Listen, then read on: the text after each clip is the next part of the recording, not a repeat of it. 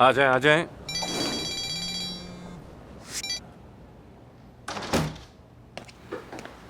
तुम्हारा brain MRI बिल्कुल clear आया है। तुम्हें यकीन है अफसुन? ऑफ कोर्स यकीन है आमिर, ये कैसा सवाल है? समझ गया, ठीक है। तो फिर तुम चेंज कर लो। देखो ये लाई हूँ और ये भी है, तुम कौन सा पहनना चाहोगे? तुम चूज कर लो। ब्लू वाला अच्छा है। ब्लू अच्छा लगता है तुम पे। मैं पहना दूं तुम्हें? तुम खुद नहीं पहन सकते ना, मैं ही पहना देती हूँ। आराम से आराम से। कहीं तुम्हारे बाबा ना देख लें। आमिर बात सुनो, तुम बीमार हो इसलिए तुमसे नरमी से बात कर रही हूँ, वरना तुम तो मेरे हाथों गए थे। मेरे बाबा इस वक्त लोगों से मंगनी की मुबारकबाद और दामाद के लिए नेक तमन्नाएं वसूल कर रहे हैं। मुझे क्या पता था इतना बड़ा मसला बन जाएगा। अगर इस्तांबुल में होता तो एक एक दावत देकर मुबारकबाद ले लेता। मिस्टर आमिर, ये गाजियानतेप है।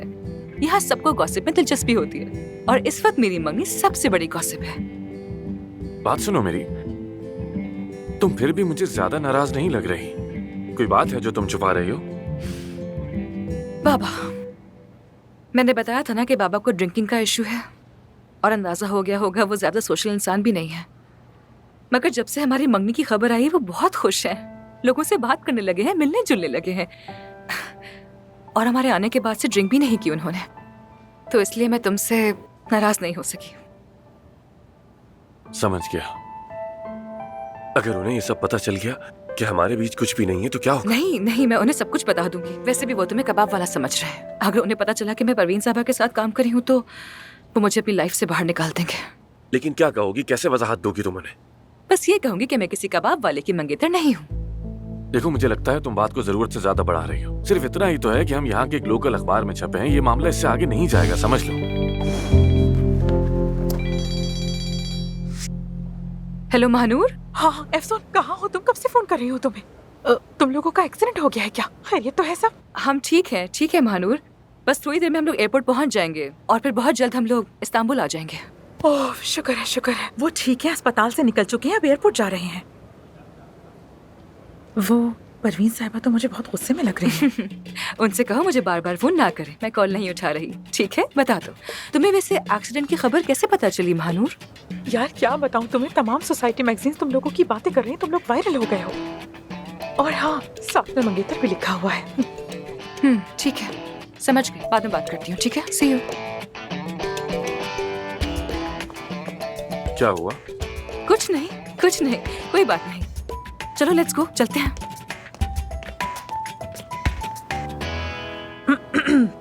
क्या कह रही थी?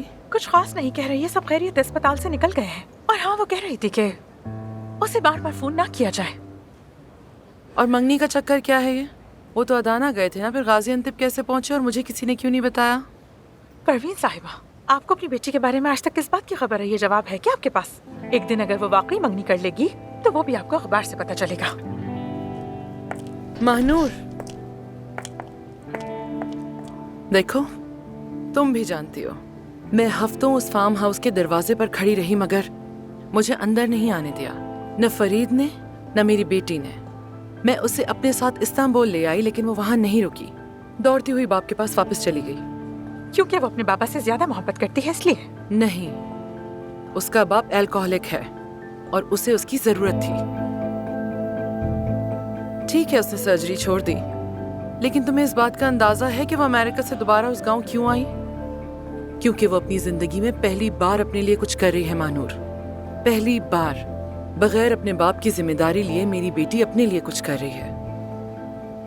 इसलिए मैं नहीं चाहती कि वो गाजियानतेप रुके। आई होप यू अंडरस्टैंड कि मैं क्या चाहती हूँ। समझ गई ना? महानूर, माफ कीजिएगा, क्या कोई खास बात हो रही थी? अरे परवीन साहिबा, आज तो आप बहुत ही ग्रेसफुल लग रही हैं, माशाल्लाह। तुम भी। मैं जानता हूँ आपको ये स्टाइल पसंद नहीं आएगा। दरअसल ये थोड़ा सा पर्सनालिटी फॉल्ट है, लेकिन ये वक्ती है बस, और कुछ नहीं। उपसो, आइए प्लीज आइए। शुक्रिया। अरे नहीं, ये क्या कह रही हैं आप? परवीन साहिबा के सामने शर्मिंदगी हो गई। सच में वो तो सब कुछ समझ गई होंगी। आखिर मैं ये कैसे मिटाऊं? क्या करूं मैं? आमिर कहाँ रह गया? ये कहाँ है आमिर? वही इसे मिटा सकता है। मेरी इस कपड़े से जान छूटेगी। बस बहुत हुआ। फजूल बातें मत करो। उस बेचारे का एक्सीडेंट हो गया, दौड़ा दौड़ा कर तुम्हारे माथे पर लेजर करेगा। मैते से कहो वो कर देगा, या फिर छोड़ो, रहने दो ऐसे ही, लैला लैला करते रहो बस। सच बताऊं तो मैं समझ ही नहीं पा रहा क्या इससे बुरा भी कुछ हो सकता है। नहीं, कुछ नहीं हो सकता।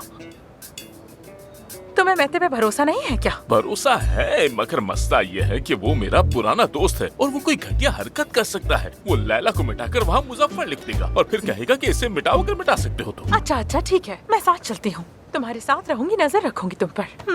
Lover boy. लवर बॉय कहा तुमने?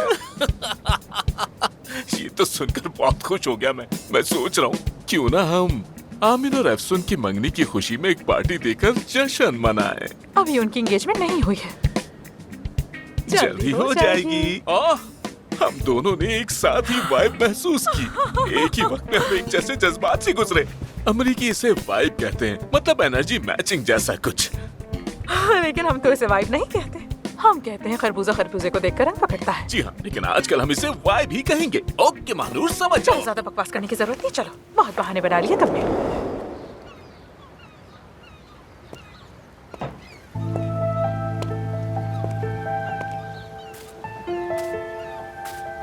काया, तुम इस वक्त घर पे क्या कर रहे हो?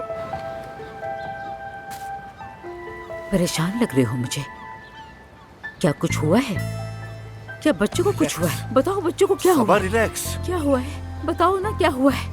काया, तुम कुछ बोल क्यों नहीं रहे?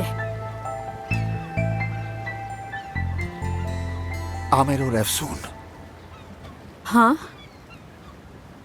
उनकी गाड़ी का एक्सीडेंट हो गया है। क्या कह रहे हो तुम? सबा रिलैक्स हो जाओ, वो दोनों ठीक हैं, आराम ठीक कर रहे है हैं, ना? तुम बिल्कुल भी फिक्र ना करो। आमिर थोड़ा जख्मी हुआ क्या? है, टाँके लगे हैं उसे। तुम मुझसे झूठ तो नहीं बोल रहे हो ना? झूठ नहीं बोल मैंने रहा महसूस कर लिया था, मेरा दिल घबरा रहा था। मैं कल से कॉल कर रही थी, वो नहीं उठा रहा था, मुझे अंदाजा हो गया था क्योंकि मैं माँ हूँ। वो ठीक है, रिलैक्स ठीक है ना? ठीक है मेरी जान, फिक्र मत करो तुम। हम फौरन उसके पास चलते हैं। नहीं, इस वक्त नहीं, वो आराम कर रहा है और वो नहीं चाहता कि हम जाएं। मेरी जान, हमारा बेटा बहुत अच्छा डॉक्टर है, अफसून भी अच्छी डॉक्टर है और उन्होंने सब कुछ हैंडल कर लिया है। अफसून, काया, मुझे सच सच बताओ, क्या बहुत बुरा एक्सीडेंट हुआ है? बड़ा एक्सीडेंट था। या अल्लाह, तू हिफाजत फरमा, उन्हें बचा ले मेरे अल्लाह। अगर उसे कुछ हो जाता और हमारे दरमियान ताल्लुकात ऐसे ही होते तो मैं खुद को कभी माफ नहीं करता। काया, तुम तो ऐसा मत कहो प्लीज, मेरी तरफ देखो, शायद एक इशारा है। हाँ, ठीक है ना? परसों से जो सख्ती तुमने अपने बेटे पे कर रखी है, शायद ये उसे थोड़ा नरम करने का मौका हो। जरा सोचो। चलो अंदर चलें, मैं तुम्हारे लिए एक अच्छी सी कॉफी बनवाती हूँ, वो पियो, थोड़ा सा रिलैक्स हो जाओ, ठीक है ना? नहीं मेरी जान, मुझे कॉफी नहीं पीनी, मैं ठीक हूँ, मुझे कुछ नहीं एक हुआ। कप कॉफी पी लो, फिर कॉल करते हैं आमिर को। करेंगे, ठीक है? हाँ। कॉल करेंगे, तुम परेशान मत ठीक हो, है, सब कुछ ठीक हो जाएगा। ठीक है मेरी जान।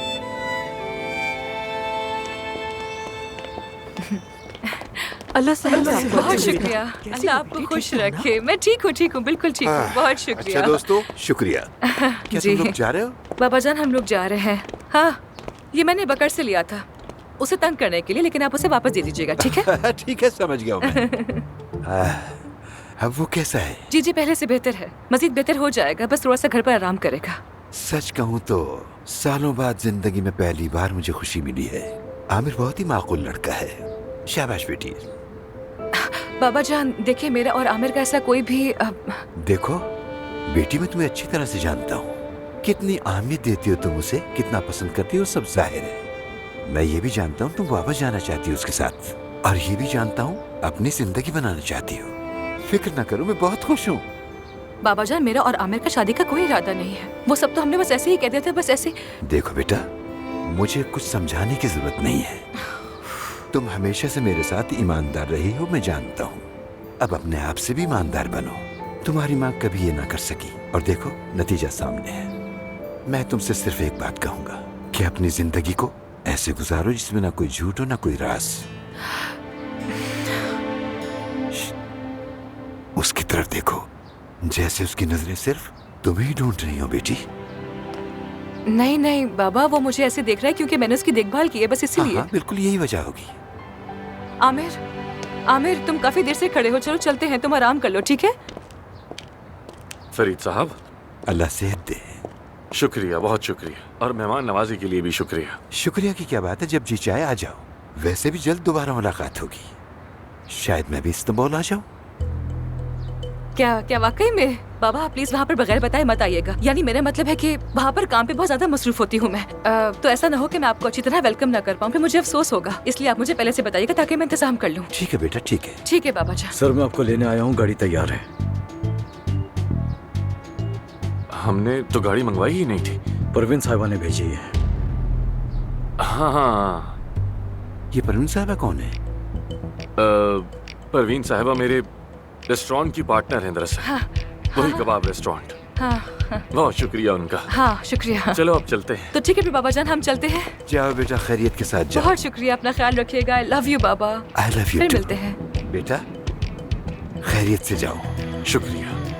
आ जाओ, आहिस्ता आहिस्ता आओ। तुम बैठो पहले।